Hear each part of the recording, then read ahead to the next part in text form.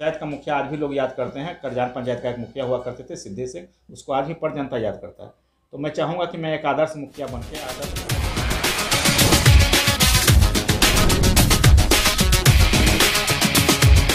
Sir आप अपना परिचय दीजिए। बहादुरपुर के जनता मुझे पप्पू सर के रूप में जानती है और मैं यहाँ एक निजी विद्यालय चंद्र विद्या मंदिर चलाता हूँ, उसी का मैं डायरेक्टर हूँ और यही मेरा थोड़ा सा संक्षिप्त परिचय है। जी। और तो आप मुखिया प्रतिनिधि हैं या प्रत्याशी के किस रूप में? मैं मुखिया प्रतिनिधि हूँ। किस पंचायत में? बहादुरपुर पंचायत का। मुखिया का क्या और नाम है? हमारे प्रत्याशी का नाम है मणिकांत देवी जी, है ना। तो मुखिया में क्यों आना चाह रही हैं? मुखिया पद पर क्यों? मुखिया का तो समाज सेवा सबसे माने चीज़ है कि लोकल राजनीतिक है, घर का राजनीतिक है। और हमारे गांव का अभी तक जितने भी बार चुनाव हुआ अभी तक एक भी बार मुखिया नहीं बना है। ये भी उद्देश्य है कि गांव को कुछ उत्कर्ष करके दिखाऊं। तो आपका मुख्य उद्देश्य क्या होगा आने के बाद?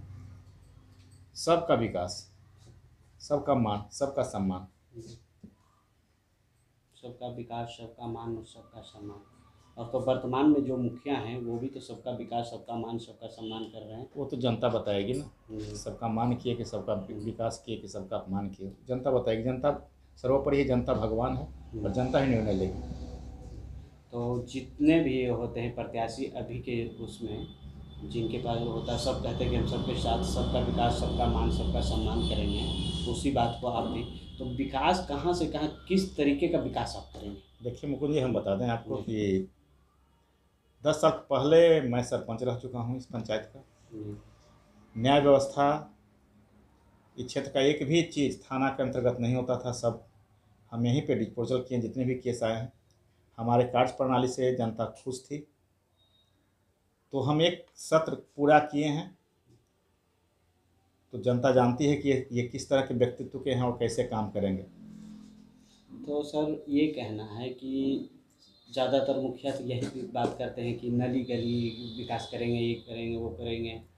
इससे आप कहीं ऊपर उठ कर क्या इसके बारे में क्या देख लीजिए, समय सर्वोपरि होता है, समय बलवान होता है। उस समय सरकार क्या योजना देगी, है ना, जो योजना देगी हम उसको बढ़ चढ़ कर उससे काम करेंगे। योजना मिलेगा उससे। हाँ, ये नहीं पहले ही कह दें कि हम ये पूरे करप्शन ख़त्म कर देंगे, पूरे खत्म, ये होने का चीज़ नहीं है सर। आप हम कह दें तो ये मिथ्या होगी। लेकिन हाँ, हमको लोग याद रखेगा कि हाँ कोई बहादुरपुर का मुखिया हुआ था।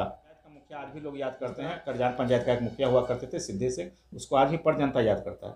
तो मैं चाहूँगा कि मैं एक आदर्श मुखिया बन के आदर्श आँख के घन को आरसी कि आप जब तक मैंने लोग को कर न दिखाएंगे तो लोग हम पर विश्वास भी नहीं करेंगे। सारे लोग तो मैंने यही एक ही अला पर हैं कि मैं ईमानदार हूँ, मैं फलना हूँ। लेकिन देखिए, जो पहले काम कर चुका है, मैं 5 साल सरपंच के रीजन में काम कर चुका हूँ, वो काम हमारा आज काम आएगा। आप आदर्श मुखिया बनना चाहते हैं? जी जी। ऐसा नहीं कि आप आदर्श पंचायत बनाएं। जब आदर्श पंचायत बनेगा तभी आप आदर्श मुखिया कहलाइएगा, है ना। आदर्श पंचायत होने के बाद भी, आदर्श पंचायत होने के बाद भी, है ना, आदर्श मुखिया लोग नहीं कहलाता। लेकिन मैं क्या बोला, सबसे पहले बोला मैं आदर्श मुखिया कहलाना पसंद करूँगा। अब मुखिया का चुनाव जीतकर सबसे पहले किस बिंदु पे काम करना चाहेंगे? मुखिया का चुनाव, देखो धीरज जी, आप जब ये प्रश्न किए तो बहुत अच्छी प्रश्न किए कि आप किस बिंदु पर। तो सबसे पहले मैं कोशिश करूंगा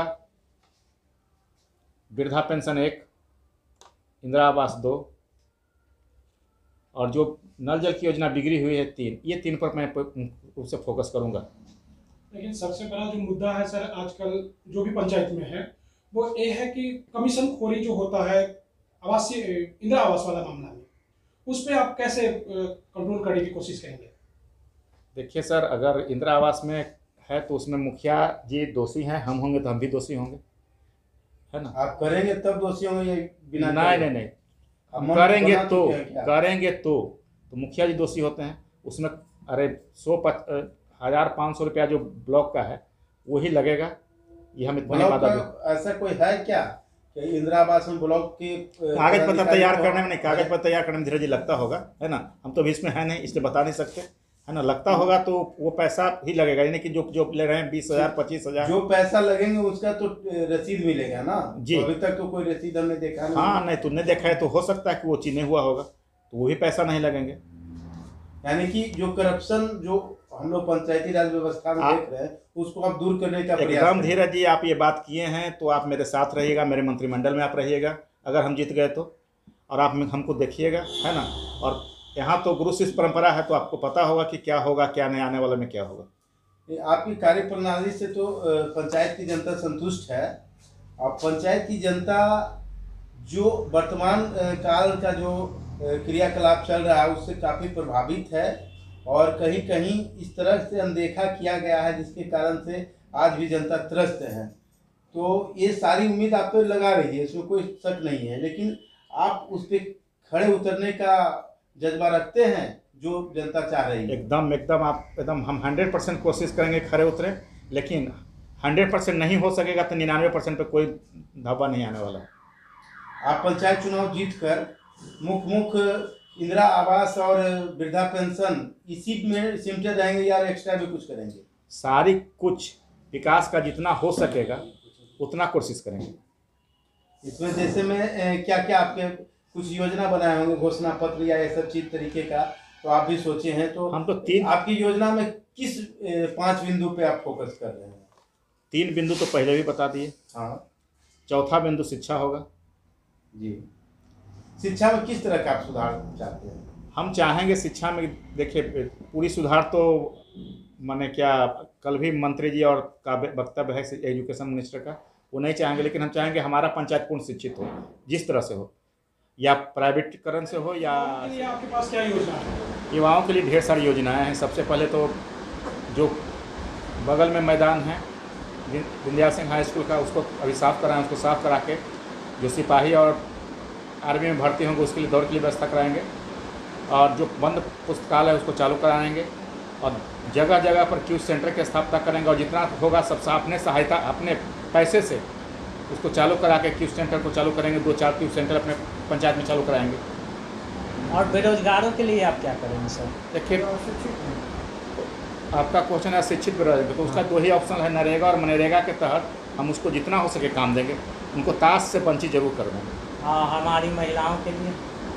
महिलाओं के लिए जो योजना आ रही है जितना रहेगा वो देंगे ही। ये आप क्या करेंगे ग्रामीण महिलाओं के लिए? उनके लिए सिलाई सेंटर खुलवाएंगे, लघु उद्योग का स्थापित करेंगे, ठोंगा और तरह तरह के जो छोटे छोटे उद्योग स्थापित होते हैं उससे संपर्क करके कोशिश करेंगे वो आ जाए। अब किसानों के बारे में जो अक्सर परेशानियां आते रहती हैं उनको खेती बाड़ी के लिए, उनके बारे में आपके पंचायत योजना में क्या ऐसा कुछ करिएगा? ये लंबी योजना है सर, किसान के बारे में है ना, तो जितना भी पंचायत से सहायता मिलेगी और वो कोशिश करेंगे कि किसान को अधिक से अधिक मिले।